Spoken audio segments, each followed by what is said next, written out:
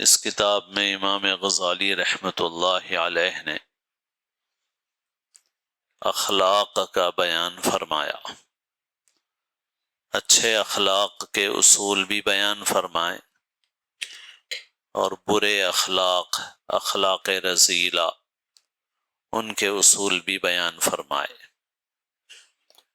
اخلاق رذیلہ کے 10 اصول امام غزالی علیہ رحمہ نے ذکر فرمائے، جن میں سے پہلی چیز ہے زیادہ کھانے کی ہوس،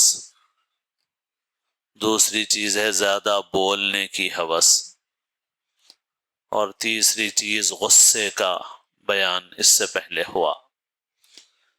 یعنی غصے کا بے قابو ہونا۔ یہ برے اخلاق ہیں، زیادہ کھانے کی ہوس، زیادہ بولنا اور غصہ۔ چوتھی چیز بیان فرمائی حسد، حسد کا بیان۔ حسد کے معنی یہ ہیں کہ کسی شخص کو عیش و آرام میں دیکھ کر جلے اور کل سے، اور اس کی خواہش ہو کہ اس کی یہ نعمت ختم ہو جائے، یہ حرام ہے۔ حق تعالی فرماتا ہے کہ میرے بندے پر نعمت دیکھ کر حسد کرنے والا گویا میری اس تقسیم سے ناراض ہے جو میں نے اپنے بندوں میں کی ہے۔ رسول مقبول صلی اللہ علیہ وسلم فرماتے ہیں کہ حسد نیکیوں کو اس طرح جلا دیتا ہے جس طرح آگ سوکھی لکڑیوں کو جلا دیتی ہے۔ البتہ ایسے شخص پر حسد کرنا جائز ہے جو اللہ کی دی ہوئی نعمت کو ظلم میں یا گناہوں میں خرچ کر رہا ہو، لیکن اگر وہ گناہ چھوڑ دے تو پھر اس سے نعمت کے زائل ہونے کی تمنا بھی ختم ہو جانا چاہیے۔ عموماً حسد کا باعث یا تو نخوت و غرور ہوتا ہے، تکبر اور غرور، اور یا عداوت اور دشمنی اور خباثت نفس کہ بلا وجہ خدا کی نعمت میں بخل کرتا ہے اور چاہتا ہے کہ جس طرح میں کسی کو کچھ نہیں دیتا اسی طرح حق تعالی بھی دوسرے کو کچھ نہ دے۔ البتہ رشک کرنا جائز ہے، دوسرے کو نعمت میں دیکھ کر یہ چاہنا کہ ایسی نعمت مجھے بھی مل جائے، یہ غیبتہ کہلاتا ہے، رشک کرنا، اور یہ شرعاً جائز ہے، کیونکہ اس میں اس بات کی خواہش نہیں ہے کہ دوسرے کی نعمت ختم ہو جائے، اپنے لیے بھی نعمت چاہ رہا ہے تو فطری بات ہے، تو اسے رشک کہتے ہیں اور اس میں کوئی گناہ نہیں ہے۔ حسد دل کی بیماری ہے، اس کا علاج ایک علمی ہے اور ایک عملی ہے۔ علمی علاج یہ ہے کہ حسد کرنے والے کو سوچنا چاہیے کہ اس کے حسد کرنے سے خود اسی کو نقصان پہنچ رہا ہے، جس پر حسد کر رہا ہے اس کا کچھ بھی نہیں بگڑتا، بلکہ اس کا تو اور نفع ہے کہ حسد کرنے والے کی نیکیاں مفت میں اس کے ہاتھ آ رہی ہیں، اور اس کے مقابلے میں حاسد، حسد کرنے والا،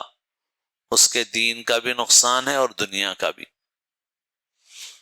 دین کا نقصان تو یہ ہے کہ اس کے نیک اعمال اکارت ہو جاتے ہیں، نیکیاں ضائع ہو جاتی ہیں، حق تعالیٰ کے غصے کا نشانہ بنا ہوا ہے، کیونکہ اللہ تعالیٰ کے وسیع خزانے کی بے شمار نعمتوں میں بخل کرتا اور دوسرے پر انعام ہونا چاہتا ہی نہیں۔ اور دنیا کا نقصان یہ ہے کہ حسد کرنے والا ہمیشہ رنج و غم میں مبتلا رہتا ہے اور اسی فکر میں گھلتا رہتا ہے کہ کسی طرح فلاں شخص کو ذلت نصیب ہو۔ بس جس پر حسد ہے اس کے لیے بھی خوشی کا مقام ہے کہ مجھے رنج پہنچانا چاہتے تھے اور خود ہر وقت کے رنج میں گرفتار ہو گئے، لہٰذا اس کے حسد سے تو اس کی مراد پوری ہو گئی، اور حسد کرنے والا بڑا خسارے میں رہا۔ تم ہی سوچو کہ تمہارے حسد کرنے سے محسود یعنی جس سے تم حسد کر رہے ہو اس کا کیا نقصان ہوا؟ ظاہر ہے کہ اس کی نعمت میں کسی قسم کی بھی کمی نہیں آئی، بلکہ اور نفع ہوا کہ تمہاری نیکیاں اس کے نامہ اعمال میں چلی گئی۔ کیسا الٹا قصہ ہوا؟ حسد کرنے والا چاہتا تو یہ تھا کہ محسود یعنی جس پر حسد کر رہا ہے وہ دنیا میں تنگ دست ہو جائے، اور نتیجہ یہ نکلا کہ اس کی نعمتیں بحال رہیں اور دین کی نعمت نفع میں ملی، اور حسد کرنے والے نے اپنے سر آخرت کا عذاب بھی رکھا، آخرت کا عذاب بھی اپنے سر لے لیا، اور اپنی قناعت و آرام کی زندگی کو رخصت کر کے ہر وقت کی خلش اور دنیاوی کوفت خرید لی۔ یہ تو ایسی صورت ہو گئی کہ دشمن کے ڈھیلا مارنا چاہتا تھا اور وہ اپنے ہی آ لگا کہ جس سے اپنی آنکھ پھوٹ گئی، اور ترا یہ کہ دشمن یعنی شیطان کو بھی ہنسنے کا موقع مل گیا۔ خصوصاً اگر کسی عالم یا متقی پر حسد کیا جائے کہ اس کا علم و تقوی زائل ہو جائے تو یہ حسد سب سے زیادہ برا اور بدتر ہے۔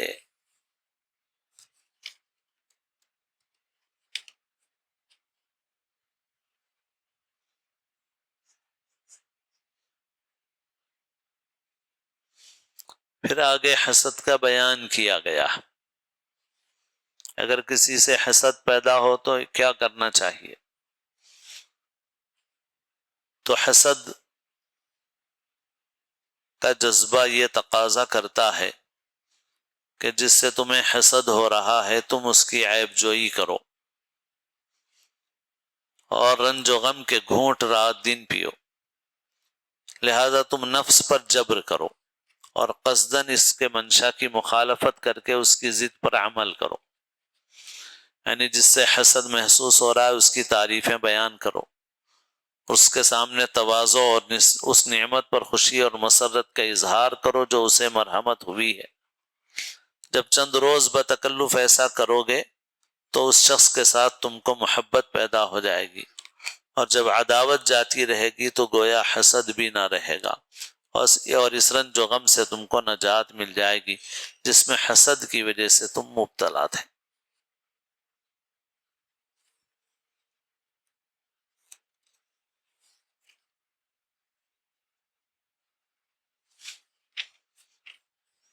جس سے حسد محسوس ہو رہا ہو اس کے لیے دعا کرے۔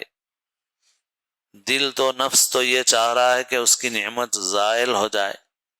مگر ہم بتکلف یہ دعا کریں کہ اللہ اس کو نعمت عطا فرمائیے اور مزید اس کو عطا فرمائیے۔ تو یہ اپنے نفس کے تقاضے کے خلاف کر کے آدمی دعا کر رہا ہے اس کے لیے جس سے حسد محسوس ہو رہا ہے، تو انشاءاللہ اس سے بھی حسد کا علاج ہوگا، اور آہستہ آہستہ دل سے حسد کی کیفیت ختم ہو جائے گی۔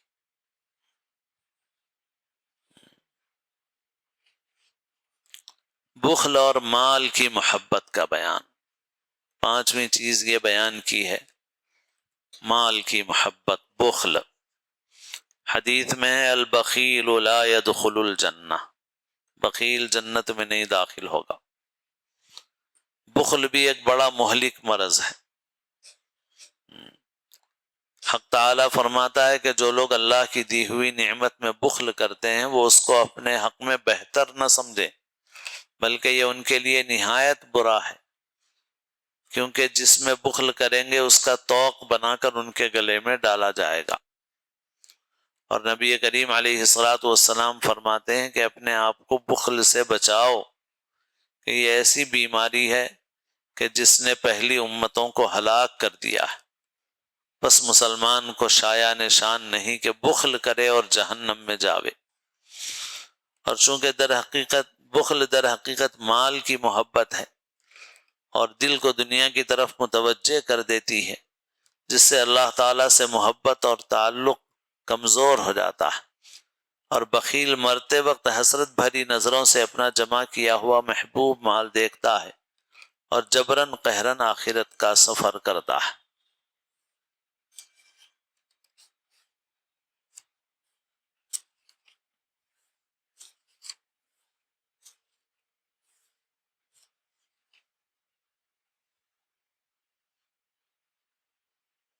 جو آدمی پر زکوٰۃ واجب ہوتی ہے وہ ادا کرنا تو آدمی پر فرض ہے،